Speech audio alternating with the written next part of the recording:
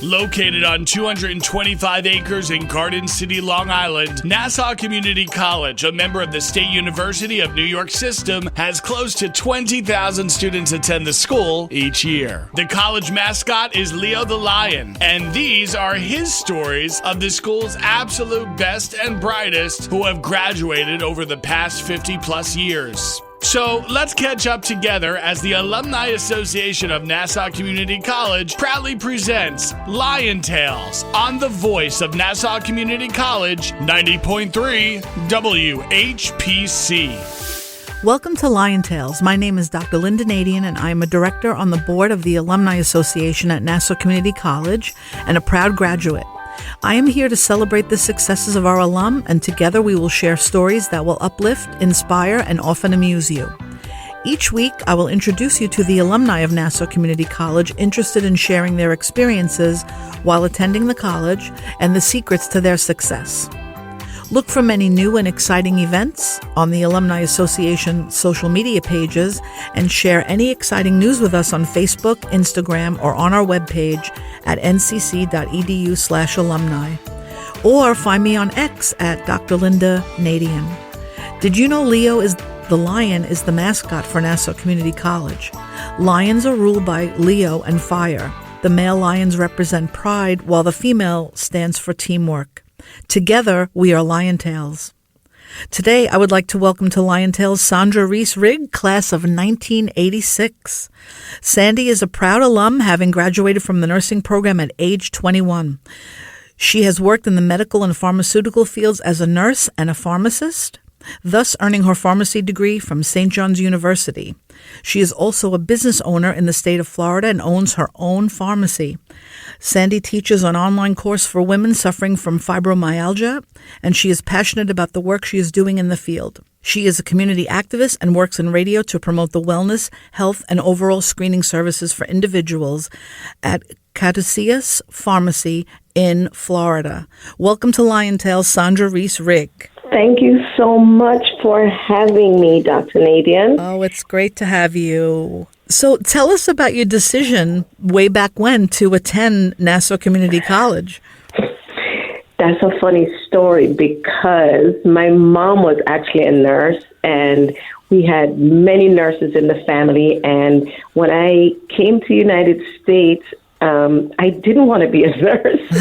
It was not even in my, realm. And my parents were still in Jamaica, so I was here in the United States on my own, staying with my uncle, and he had a friend who worked at Nassau, and he encouraged me, the program is so great, you're going to be a nurse in 2 years, you're going to make, I think at the time, don't quote me, but I think at the time it was like $26,000, and when I heard that, I was like, 2 years, $26,000, okay. I'll do it. Yeah, it seemed like a fortune. But I can tell you that I'm very happy that they encouraged me to do that and persuade me, and they may have even twisted my arm. Yeah. Because nursing has been a blessing to me, to everybody in my family, to my friends, and just even to my community now. Even working as a pharmacist, there's a lot of crossover. I can help people. I can communicate with them. I can identify when they're sick and when they need help. So, yeah, I'm happy that I became a nurse and I went down that path. Yeah. So if I said to you, why did you choose the nursing program? You actually, you chose it by default, and then it ended up being, something perfect for you. So yeah, it was a blessing for me. Yeah, it's amazing too. Especially, I love the fact that as a pharmacist, you can also be able to intervene or sort of triage with people that are coming in. If they need something, you can actually kind of give them a little bit of a diagnosis as well. Yeah, because, in this setting that I work in as a pharmacist now, in the community setting, that's really what it is. I'm embedded in the community, and, there's a lot of need. So I'm always able to help.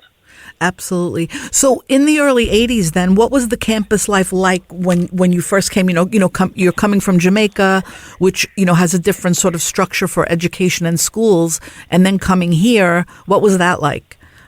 I did go to high school here for a very short time. It wasn't even a full year. So that was really the culture shock. So by the time I got to Nassau, I was a little bit acclimated. I didn't find it intimidating. I thought it was just like perfect for me. Everybody was very friendly, and the academic, structure was, it was perfect for me. I was able to transition easily. The professors were very supportive, and it really wasn't a difficult transition at all. That's great. And so what were some of your favorite courses that you started taking from the beginning? Well, I was always interested in pediatrics. So I remember that when I did my pediatric rotation, I think the first day that I went on the pediatric floor, I remember thinking, okay, I think I'm going to do peds. So that's actually what I did. I did general med surg for a very short time at Winthrop University. I think it was about 3 months, and then my mom got sick with sinus cancer, and she was living in Florida.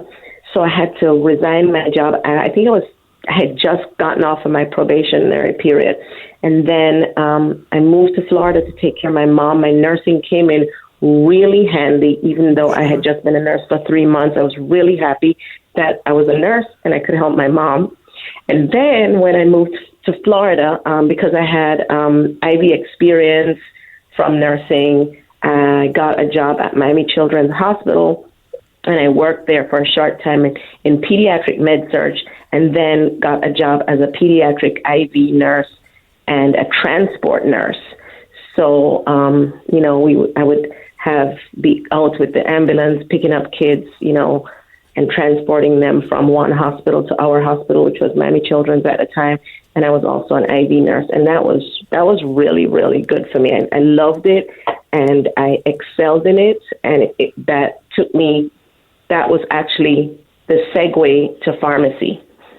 Yeah. What was it like working first, in New York where it's always very busy, and then moving to Florida where, the hospitals might be a little bit more spread out? What was that like in the health field? I hadn't worked for that long as a nurse, but it was a good transition. Med surg was a little bit tough. You're dealing with adults, and it's, they have to be moved and turned. And, right.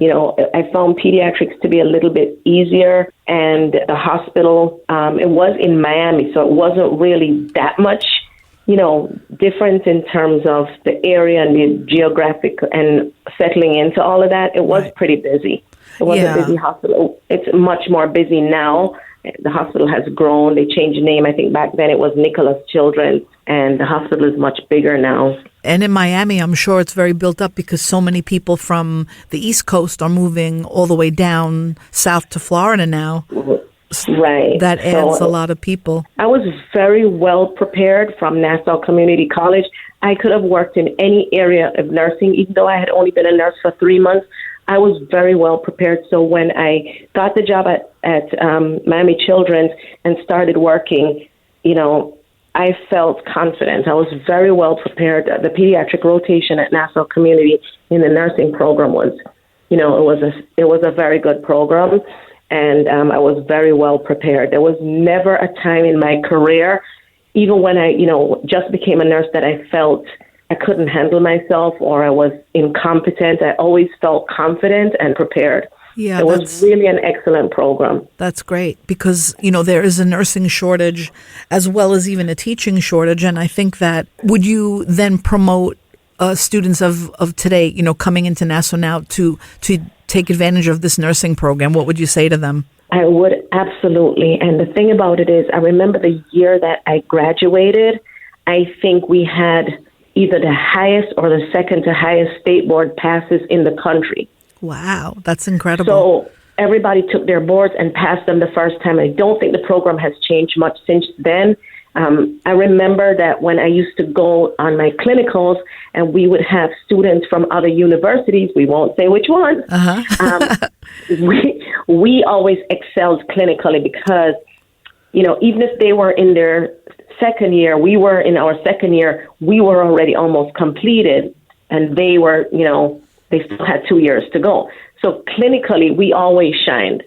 And I remember that when we were on the floors, wherever it was, pediatrics or it was med surg, we were much more confident and we could function, in an autonomous way, just with, supervision, but we were clinically sound. Yeah. Did you find that a lot of people might decide not to pursue a degree in medical field, even in pharmacy, a pharmaceutical, because of the fact that there might be too much math or science and they don't feel as prepared? I felt that way. I wasn't very strong in math, but there were always resources at Nassau to help. There were always, they always had resources to help you, and I took advantage of those resources. So I wouldn't, even if somebody's math is not, they feel like it's not up to par, right. I don't think that should dissuade anybody, right. Because there's always resources, and especially now with so much, even especially after COVID, so many resources that are online. You don't even have to be, inconvenienced to access the resources. So I would say no. You are listening to Lion Tales on the voice of Nassau Community College, 90.3 WHPC. My name is Dr. Lynnda Nadien, and our guest today is Sandra Reese-Rigg, class of 1986.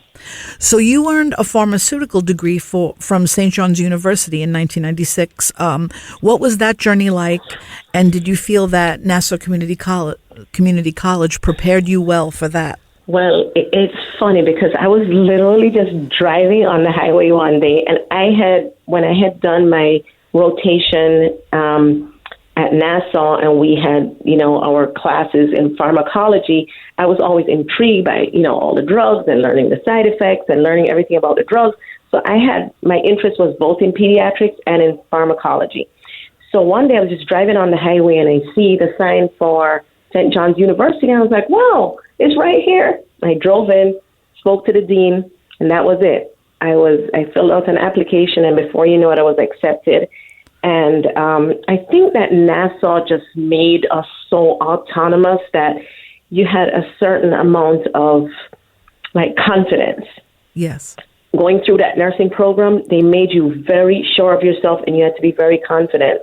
And I think that just carried over. So when I applied and I got in, again, it wasn't a difficult transition. You do a lot of research and have found protocols to assist patients, specifically with an illness known as fibromyalgia. Can you discuss your findings? Okay, so I actually had fibromyalgia, and I probably still do. I consider myself to be in remission right now. I have read hundreds of articles about the illness, read science-based literature, read journals, and there's still, there's still a lot of, how should I say it? I don't want to use the word confusion, but there's still a lot of discrepancies with this illness. Right. They still can't really classify it as an autoimmune illness, but there are some studies being done in Europe now that are trying to link it back to an autoimmune illness.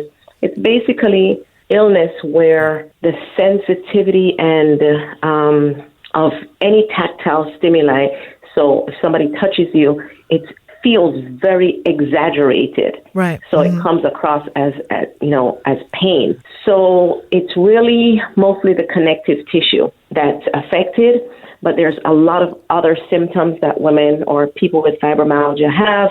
They have brain fog, they have fatigue. It's not just limited to pain. Some of them have, GI symptoms, gastrointestinal symptoms. Some people have insomnia. There's a lot of other symptoms. It's difficult to diagnose. A lot of people are misdiagnosed. I've had clients who have been misdiagnosed with arthritis and chronic fatigue syndrome and even lupus. So it's difficult to diagnose. A lot of providers don't even believe that the illness is real. So there's really a real need for awareness. And I am very involved in, awareness. I have a Facebook page. I have a lot of people who join that group, and, we give them information and just bring about awareness.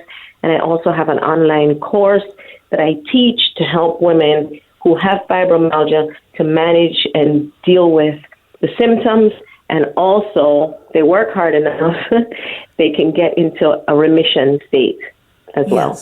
And so how does the information then assist the patients that are suffering with it? Do they come for sort of like discussions about it, or is it actually like a physical, assessment and diagnosis that you try to do? Well, usually they come already with a diagnosis from the physician.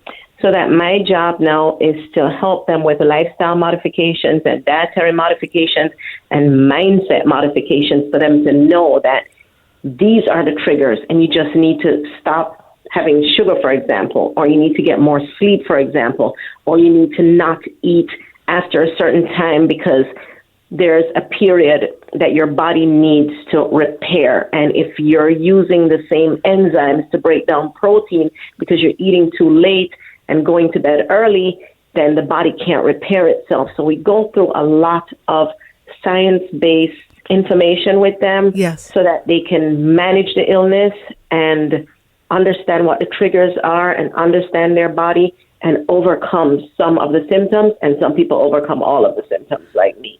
Yeah. What are some of the better foods to eat? We hear a lot about blueberries and antioxidants. And again, definitely plant-based products, but not all plant-based products. So we advocate for them to eat less what we call junk food, stuff with preservatives and sugar, and to eat more plant-based products. Yeah. Dairy is a trigger for some people, so we advocate for them to have maybe an 80 to 85% plant-based diet and to drink a lot of water, to take certain supplements that help, and to change their lifestyle in terms of, try to decrease the amount of stress, try to get a longer and better night's sleep, because the body needs to repair itself, and we teach them how the body does this and why it's important. Yeah. Is there a specific age group or race or gender that is actually more prone to fibromyalgia? I think in the beginning, yes, but now, no, there isn't. It's all across the board now, and it's usually women that are, I would say, 35 to 40 is when we see the prevalence of it starting, and some people never get rid of it. They live their whole lives in pain. What about statistics for men? Are there men that suffer from something similar to this? There are men, but it's definitely way more prevalent with women. Yeah. Is there any research that explains maybe a hormone imbalance or perimenopause or menopausal women suffer more often than not? Nothing specifically, other than the fact that women are just wearing a lot more hats, and they think that the stress factor is just more. Do you think more fruits and vegetables, or just kind of like a balanced diet? I think sometimes when people say eat fruits and vegetables, they don't want you to eat that all day long, or to have over-consume certain things, but just to keep a balance. Like, what would someone eat for breakfast to feel good for the 2 hours after they're awake, as opposed to eating, let's say go through McDonald's and have that food and then you feel exhausted within a half an hour? Yeah, well, that's why don't advocate for them to be a vegetarian, or it's just what we call plant-based, which is, just a certain amount. So let's say, 75% or 80% of what you're going to put on your plate every time, that it's plant-based. So whether it's fruits or vegetables, anything that's coming up from the ground, so it's not filled with additives and preservatives and, coloring agents and that type of thing. We also advocate for the fruits and the vegetables to be as organic as you can, because the pesticides and, different agents that they put on the foods, those things are also triggers. And now there are a few things way before COVID, which one of the conditions was called Epstein-Barr. And then one was called chronic fatigue syndrome. And now, we hear a lot about brain fog, because those were sort of the post effects of COVID-19, if you did have the virus. And then I was wondering, could the virus, linger at, some of those side effects? And then you do have symptoms of fibromyalgia, but it's basically connected to the fact that you had a bad virus and now it's sort of in your body and your body's fighting that off. Is there any research about that? Well, fibromyalgia, women with fibromyalgia, one of the hallmark signs is brain fog. Yeah. But after COVID, the long hauler syndrome, one of those syndromes is also brain fog. So brain fog can really be from any illness. It's just a state where somebody just maybe getting a little confused or losing their memory, or they might have a diminished area of thinking and just their cognition is just not the same. Right. It could be very mild and it could be very severe. It could be so severe that there's somebody that you know for years and years and years, and you see them and you just draw a blank. Can't remember their name, can't remember where, basic things that you would normally do. So brain fog is not just linked to fibromyalgia, even though a lot of people with fibromyalgia, that's one of the hallmark symptoms. But yes, I do see a lot of people now with my pharmacy because we have a cognitive screening device, an FDA-approved cognitive screening device at the pharmacy, and we screen a lot of people in the community for cognition, which includes like memory and visual-spatial skills and executive function skills and the reaction time and the processing speed of their brain. But a lot of the people that I see do have, other illnesses. It's not just fibromyalgia. Wow. You were listening to Lion Tales on the voice of Nassau Community College, 90.3 WHPC. My name is Dr. Lynnda Nadien, and our guest today is Sandra Reese-Rigg, class of 1986. So you are on Instagram. It's at Finro_phase, F-A-Z-E, for any listeners with flare-ups such as pain, fatigue, and or brain fog. When patients do reach out to you, what would be the first thing that a patient would want in order to feel some level of relief? Okay, it's fibro for fibromyalgia, so it's Fibro _ phase, F-A-Z-E. And the reason that I use that is because I want to promote the idea that it's just a phase and it's not permanent. So it's Fibro and it's F-A-Z-E. And for them to get some level of relief, I think the very first thing that they need to do is to look at what they're eating. Okay. And try to change their diet into a more healthy diet. We talked about the types of foods that they should be eating and the types of foods that they should not be eating. A lot of carbohydrates break down to sugar. Sugar is definitely one of the triggers, so they should be eating more plant-based. Yeah. Another thing that they can do is try to reduce stress and to get more sleep. And we want them to understand that sleep is the time that the body repairs itself. So it's not just that, you feel tired, you feel fatigued, it's time to go to bed. That's the time that the body repairs itself, so that if you're eating late at night and then you're just going to bed, the body can't repair itself because it's busy digesting food. So that's one of the things that we talk about. And those enzymes that are digesting mostly the proteins are the enzymes that would be repairing and restoring the cells of every system in the body, so that if you don't give the body that time, it's hard to regenerate, make new cells, and to repair the cells that are damaged. So I would say to start with that, and also breathing exercises. When you deep breathe, you exercise the entire core of your body. And a lot of people with fibromyalgia, they're afraid of even the word exercise. But movement is one of the key components to healing connective tissue disorders such as fibromyalgia. If you get, injured and you get into a car accident, for argument's sake, you go to the hospital, as soon as, even if you have a fracture, as soon as they reduce the fracture, they put you in a cast or a splint or whatever it is, the next thing is going to be physical therapy. They want to get you up and about to prevent any complications, but more so because the body needs movement to increase circulation and to do other things to heal. So that's also one of the things we advocate for, is for people to start a movement regimen to try to help themselves to heal.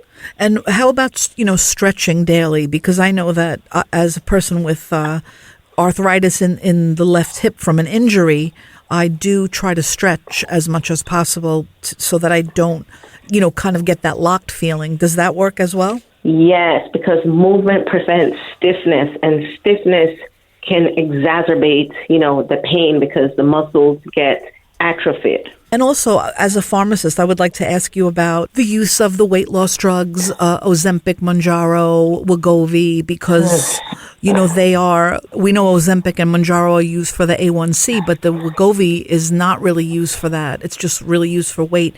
Is that prescribed? And then you have to fill those, but there's no supply? There's a demand, but no supply? They are prescribed. A lot of those medications now, even people that need them for medical conditions like diabetes can't get them because there's so many people that are using them for weight loss. But I am not an advocate for any of those medications for weight loss because every single medication has a side effect, even Tylenol. Yes. And if you don't need to subject your body to those things, there are other ways, and it's really just a mindset shift. If you have the money to pay for those things, you probably would be better off getting a good health and wellness coach who is, has an expertise in weight loss and pay that person to help you rather than taking these medications because they all have side effects, and a lot of the side effects you won't know until years down the line. So no, I'm not an advocate for that at all. Yeah, I read a lot about, anything that's prescribed to me, you read a lot about it and you're wondering, maybe I don't have a side effect today, but in, 3 months from now, even with certain antibiotics, it can also affect you, moving down the line. What are some good drugs that really help people? Like example, gabapentin, that's one that's pretty popular. It's a non-narcotic, but I know that a lot of people have been using that for a lot of different things. In terms of what? I had a friend who was on it, and she actually was put on it and didn't really know why. And then when she got off of it, she ended up losing 14 pounds because her body was retaining water.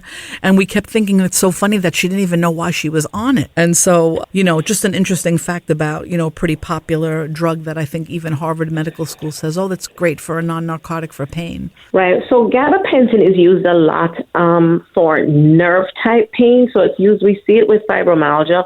We also see it with neuropathy, with patients that it was originally a seizure medication. So now we see it used a lot with patients having neuropathy, which is like tingling pain in the extremities from diabetes and other illnesses. And I would say it does help some people, but I don't think anybody should be on any medications unless it's necessary. So I know a lot of people, take drugs, these medications, for other reasons. They're like non-FDA approved reasons. Right. And that I'm not an advocate for because my goal with any of my clients is to help them to reduce these symptoms without pharmacology. Right. Because everything, let's say, people with fibromyalgia that take a lot of over-the-counter NSAIDs, which is like ibuprofen or naproxen or the likes, over time they do damage the kidneys, and by then it's just too late. So I'm an advocate for people trying to use the body to heal itself naturally, even though I am a pharmacist. Right. I would like to thank our guest today, Sandra Reese-Rigg. Thank you for being here today. I would like to thank you for being our guest. My name is Dr. Lynnda Nadien, and I serve as a director on the board of the Nassau Community College Alumni Association, and I'm a proud alum. Lion Tales is available as a podcast on iTunes, Android Podcasts, and Spreaker. More information is online at nccradio.org. Thanks for listening to Lion Tales on the voice of Nassau Community College 90.3 WHPC.